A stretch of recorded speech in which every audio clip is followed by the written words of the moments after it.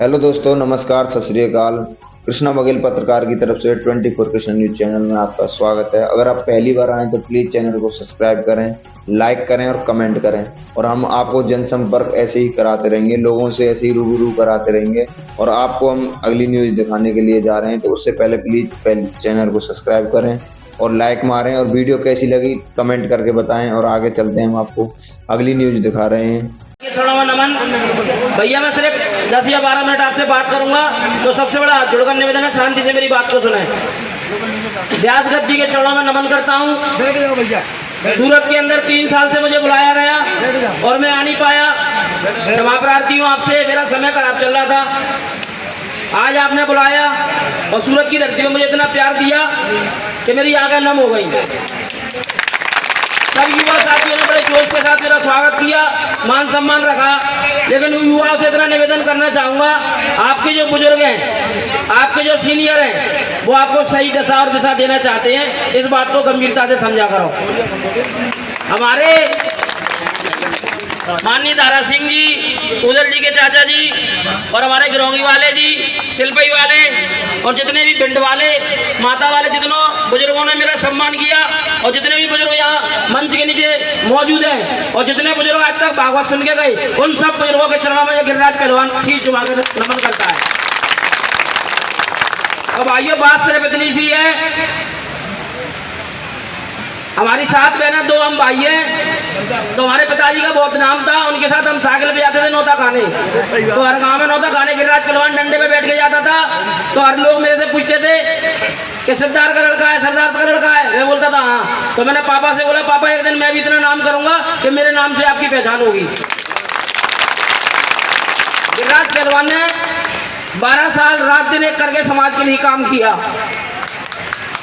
और 24 तारीख को बघेल छात्रावास के अंदर युवक युवती परिचय सम्मेलन में था मैं, दोपहर 11 बजे से 7 बजे तक। 25 तारीख को सुबह 7 बजे से मेला ग्राउंड के अंदर जो लोकगीत कन्हैया का आयोजन होता है, 12 साल से 10,000 लोगों को चाय पिलाने का काम भी गिरिराज पहलवान की टीम ने किया। जब मेरा नाम मंच वालों ने लिखा सम्मान के लिए, तो पहले टोली वालों को सम्मान करते हैं, बाद में चाय वालों को करते हैं। तो मैंने बोला था, उन्होंने बोला गिरिराज पहलवान अपनी इनाम लेके जाए। 6 बजे का टाइम था, तो मैं अपनी इनाम छोड़ के निकला। पता क्यों? क्योंकि जो युवा मुझे 3 साल से वादा कर रहे थे कि भैया तुम्हें सूरत की भागवत में आना है, तो उन भाइयों की आस मेरे से लगी थी। मैं अपनी इनाम छोड़ के ट्रेन पकड़ने भागा और 6:30 बजे का ट्रेन में चला। तो जो तुम्हारा पहलवान 24 घंटे का सफर करके आपके बीच में आया। हिंदुस्तान के अंदर जब हम छोटे छोटे लड़के मेरे साथ टीम बनाई हमने, तो मेरे से लोग बोलते थे कि कुछ नहीं कर पाएगा। गिरिराज पहलवान कंपनी में मीटिंग करता था तो साइकिल से जाता था 12 साल पहले। तो मेरे दोस्तों ने बोला, तेरी ये बैठक ये बगीचा में से बाहर नहीं निकलेगी। तो मैंने उनसे बोला, गिरिराज पहलवान की बैठक एक दिन दिल्ली के संसद भवन तक पहुंचेगी। ये मंच पे नहीं खड़ा, मैं भागवत के मंच पे खड़ा हूँ और व्यास गद्दी की सौगंध कर रहा हूँ, सच सच बातें बताऊंगा। तो मैंने प्रण लिया कि हमारे समाज का उद्धार किया लोक माता देवी अहिल्याबाई होलकर ने। तो लोक माता देवी अहिल्याबाई के विचारों पर चलूंगा मैं। तो लोगों से मैंने पूछा कि अपन मूर्ति लगवाते हैं, लेकिन मेरे दोस्त बेरोजगार थे, उनके पास पैसे नहीं थे। तो मैंने सोचा अपन गाँव गाँव जाकर लोक माता देवी अहिल्याबाई का बोर्ड लगाएंगे। हिंदुस्तान के अंदर अलग अलग 30 राज्यों में बोर्ड लगवाने का काम गिरिराज पहलवान की टीम ने किया। एक बोर्ड की कीमत 1500 रुपये होती है, पेंटिंग या स्टिकर लगा के 1700-1800 का बोर्ड पड़ता है। तो जब गिरिराज पहलवान अभी कोई विधायक नहीं है, पार्षद नहीं है, सांसद नहीं है, पर 2000 रुपये का बोर्ड आपके गांव में भी लगवा सकता है। आप मुझसे संपर्क करो, मैं अपने पैसों से बोर्ड लगवा के दूंगा। दिल्ली के अंदर खोड़ा कॉलोनी NCR के अंदर 30,000 बघेल समाज का घर है। वहाँ रीना भाटी जी चुनाव लड़ी चेयरमैन का। हमने जाकर उनको वोट दिलवाया और उनसे एक प्रण लिया था, भाटी जी अगर आप जीतोगे तो एक लोक माता देवी अहिल्याबाई का गेट का निर्माण कराना। क्योंकि खोड़ा कॉलोनी के अंदर गुर्जर समाज का गेट था, अंबेडकर जी का गेट था, सातों बरादरी के गेट थे, एक पाल समाज का गेट नहीं था। तो हमने रीना भाटी जी को चुनाव भी जिताया और 9 लाख की लागत से खोड़ा कॉलोनी पर लोक माता देवी अहिल्याबाई का गेट लगवाया। जब गेट का निर्माण संपन्न हुआ तो मैंने जाकर सबकी बैठक करी और बघेल समाज से बोली कि गेट तो बन गया है, पर ये गेट में सूना लग रहा है, यहाँ पर देवी अहिल्याबाई की मूर्ति की स्थापना करा दो। तो हमारी पूरी दिल्ली की टीम ने चंदा करके लोक माता देवी अहिल्याबाई की मूर्ति पर गेट के ऊपर विराजमान करवाई। नंदनगरी के अंदर रिंकू पार्षद हैं एक, वो अपने पिता के नाम से एक गेट का निर्माण करा रहे थे। जब हमें पता चला कि उस गेट के पैसे लोक माता देवी अहिल्याबाई के नाम से स्वीकृत हुए, तो 9 तारीख को जब उसकी ओपनिंग होनी थी तो 8 तारीख को जाकर उस गोट का नामकरण गिरिराज पहलवान की टीम ने किया, सोनू पहलवान की टीम ने किया। नंदनगरी के अंदर लोक माता देवी अहिल्या गेट आज शानदारी से खड़ा है, तो सिर्फ युवाओं की वजह से। अभी एमसीडी का चुनाव दिल्ली के अंदर था, बात मैं इसलिए बता रहा हूँ क्योंकि कुछ लोगों को गलत फहमियाँ हो जाती हैं, जो सच्चाई होती है उनको दिखता नहीं है। तो दिल्ली के अंदर प्रेम नगर नाम की एक नगरी है, वहाँ पर आम आदमी पार्टी के एक पार्षद जी चुनाव लड़ रहे थे, समाज के काफी लोग थे, भिंड चला के।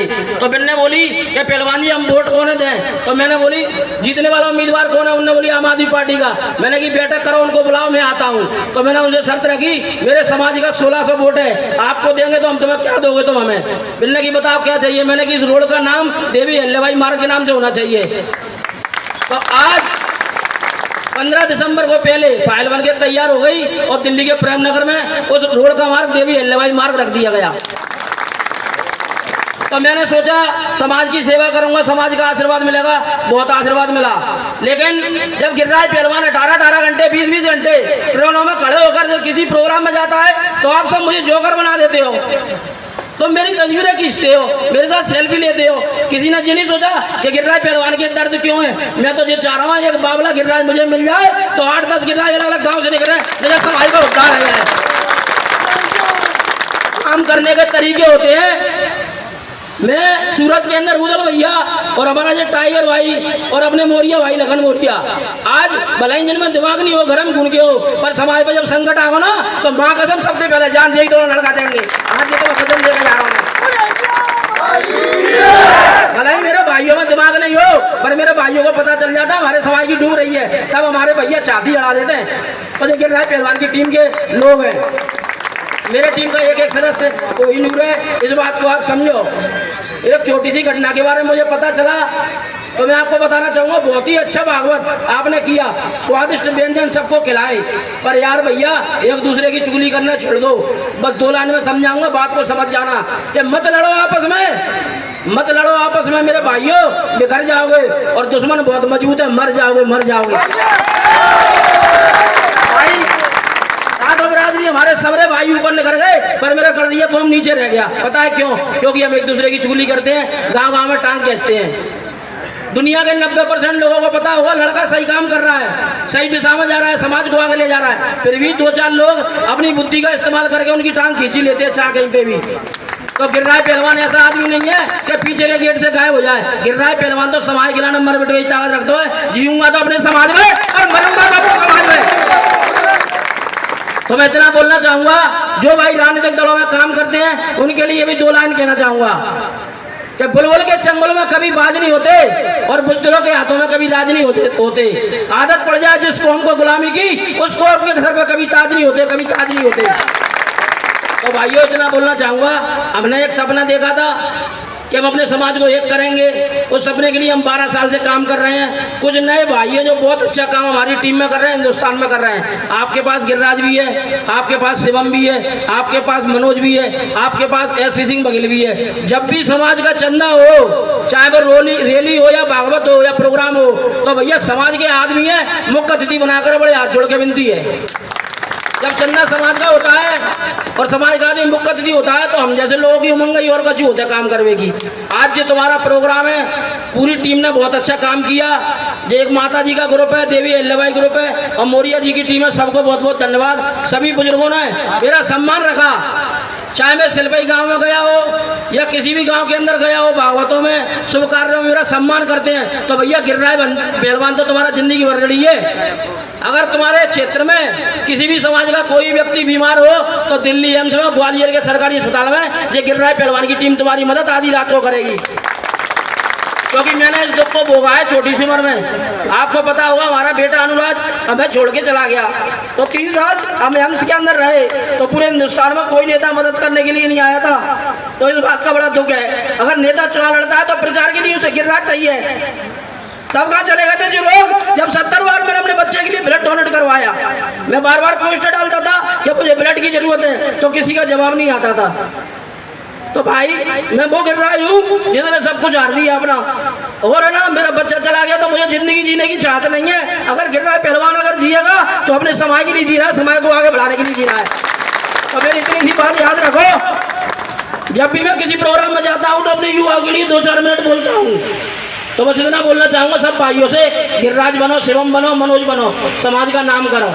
ऐसा काम मत करो कि दूसरे को करो कराओ काम करा बजाय। ये भागवत कम से कम 40 लोगों ने 10 साल मेहनत करके जो भागवत को सजाया, दिन रात काम करके वो चंदा देते हैं, तब ये भागवत बनता है। तो तुम ऐसी हरकत मत करा करो कि समाज की नीची हो जाए।